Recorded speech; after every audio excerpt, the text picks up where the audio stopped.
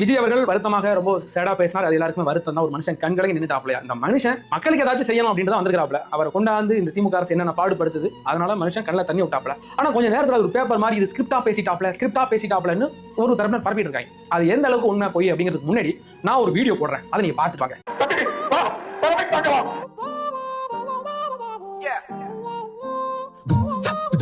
இப்போ வீடியோ பார்த்தீங்களா? இது பல வருடங்களுக்கு முன்னாடி, மேபி ஒரு 8 வருஷம் 10 வருஷத்துக்கு முன்னாடி வந்த ஒரு வீடியோ.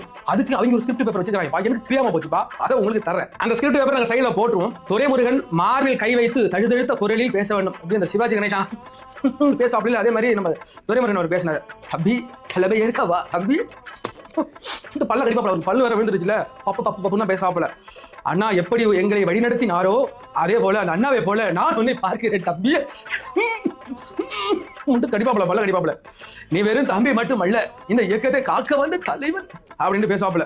கேமராமேன் ஸ்டாலின் பக்கம் கேமராவை திருப்ப வேண்டுமா? துரைமுருகனின் வார்த்தைகளை கேட்டு நிகழ்ச்சியில் தலை குனிந்து நமக்கு யாரு, நம்ம ஸ்டாலின் ஐயா அப்படி பண்ணோம். அப்படி இல்ல, அதெல்லாம் ஸ்கிரிப்ட்ல இருக்கு பாஸ். நான் ஏதோ பொய் சொல்றேன்னு நினைப்பீங்க. நான் கிட்டக்க வேணா கொண்டாந்து காமிக்கிறேன், சைடுல நான் உங்களுக்கு போட்டு விட்டுறேன். இந்த பேப்பர் எப்படி ரெடியா இருந்துச்சு பாஸ்?